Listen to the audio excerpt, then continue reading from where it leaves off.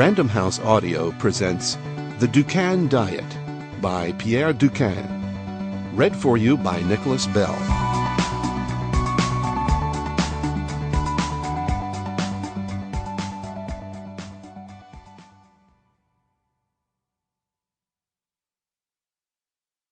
For Sasha and Maya, for Maya and Sasha, my two children, for the second life they have offered me, in return for the gift of life I have given to them.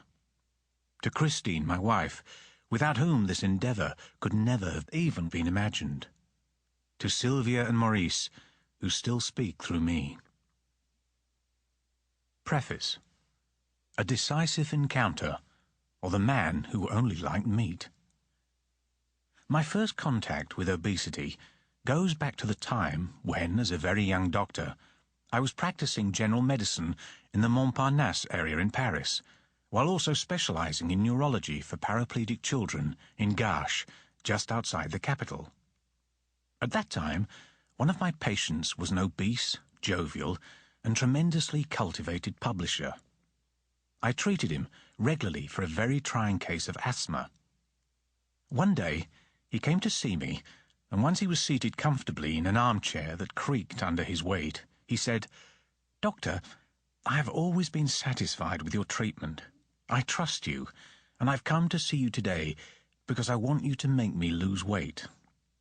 In those days, all I knew about nutrition and obesity was what my teachers had passed on at medical school, which amounted to simply suggesting low-calorie diets and miniature-sized meals that in every respect looked normal, but whose portions were so tiny that any obese person would smile and run a mile. For big eaters, used to living life to the full, the very idea of having to ration their happiness is preposterous. I declined, stuttering under the pretext that I knew nothing of the subtleties of this science. "What science are you talking about? I have seen every specialist in Paris, everyone who'd put me on a starvation diet. Since my teens, I've lost over 700 pounds, and I've put it all back on again.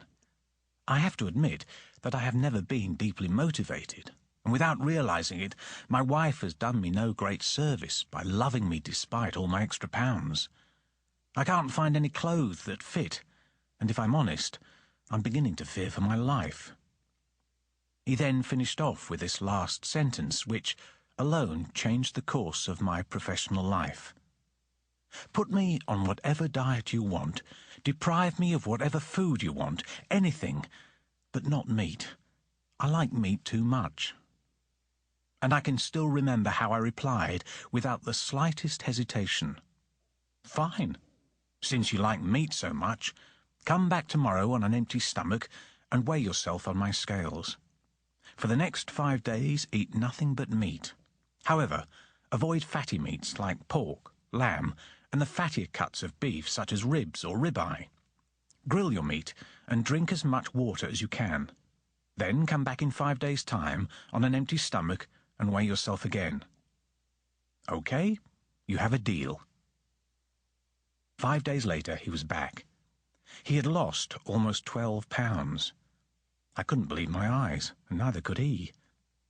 I felt somewhat concerned, but he looked great, more jovial than ever, saying he had rediscovered his well-being and had stopped snoring. He brushed aside my hesitations. "I'll keep it up. I feel on top of the world. It works, and it is a real treat." And so he left for another 5 days of eating meat, promising me he would have blood and urine tests done. When he came back, he had lost another 5 pounds, and jubilant, he showed me his test results. The levels were all perfectly normal. No sugar, no cholesterol, and no uric acid. In the meantime, I had gone to the medical school library, where I had spent time learning more about the nutritional characteristics of meat, extending my research into the great family of proteins, whose most prestigious member is meat. So when he returned 5 days later, still in tip-top shape and having shed another 4 pounds, I told him to add fish and seafood, which he accepted with good grace because he had explored all that meat had to offer.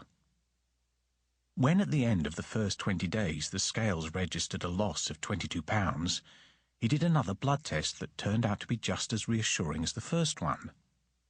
Playing my ace, I had him add the remaining categories of protein that I still had left, throwing in together dairy products, poultry and eggs. However, to allay my concerns, I asked him to increase his water intake to 3 litres, about 5 pints a day. He then finally gave in and agreed to add vegetables, as I was beginning to worry that they had been absent from his diet for so long. When he came back 5 days later, he had not lost an ounce. He used this as an argument to request going back to his favourite diet, with all the categories of proteins he had developed a taste for, especially when he could eat as much of them as he liked. I let him have his way, but on condition that he alternated this diet with 5-day periods that would include vegetables, arguing that otherwise he risked vitamin deficiency, which he did not buy at all. However, he agreed to add vegetables because he was suffering from constipation due to the lack of fibre in his diet. This is how my alternative protein diet was born, as well as my interest in obesity and all categories of excessive weight gain. It changed the course of my studies and my professional life. Having opened my own practice, I patiently worked with this diet, constantly improving it and moulding it to create an eating plan that seems to me today to be both the most appropriate for the particular psychological makeup of overweight people and also the most efficient for weight loss based on real food. However, over the years, I have come to the bitter realization that weight loss diets do not stand the test of time, even when effective and followed properly. Lacking real stabilization, the results fade away, at best as a slow and imperceptible drifting off course. At worst, the weight piles back on again, usually due to stress, setbacks, or other problems. It was seeing how the vast majority of dieters inevitably lose this war against weight that led me to design a diet that consolidates the target weight, a bastion of defense against early setbacks and against the demoralization of regaining lost pounds that leads to self-loathing, to giving it all up, and to putting loads of weight back on. The job of this protective stage is to reintroduce, in successive layers, the basic elements of proper eating, and I designed it to control a body that, stripped of its reserves, would be bent on revenge. And, to allow enough time for this rebellious phase, and to make the transition acceptable, I fixed a precise time limit for this diet, easy to calculate and in proportion to the weight loss, 5 days for every pound lost. But here again, once the consolidation test was over, I saw old habits gradually creep back with the help of the pressures of metabolism. Above all, the inevitable resurgence of our need to compensate for life's miseries with those thick, creamy, sweet comfort foods that craftily overwhelm our defences. To put an end to this once and for all, I had to resort to a measure that is hard to even suggest to people, a rule that I dare call permanent, the kind of shackle that all overweight people, the obese of whatever size or the just plain chubby, detest and reject a priori because it is there for good. It goes against the grain and their need to be impulsive and their absolute horror of being supervised. This rule, to be followed for the rest of one's life, but which guarantees real stabilization, is unacceptable unless it applies to only a single day a week, a day that is predetermined, whose structure cannot be changed or negotiated, but which bears amazing results. It was only then that I reached the promised land.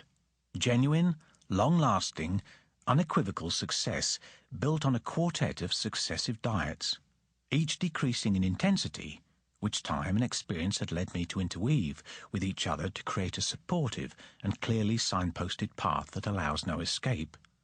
A short, strict attack diet, but with lightning results, followed by a cruise diet, alternating between forward thrusts and breaks, sustained by a consolidation stage, whose duration is proportionate to the weight lost.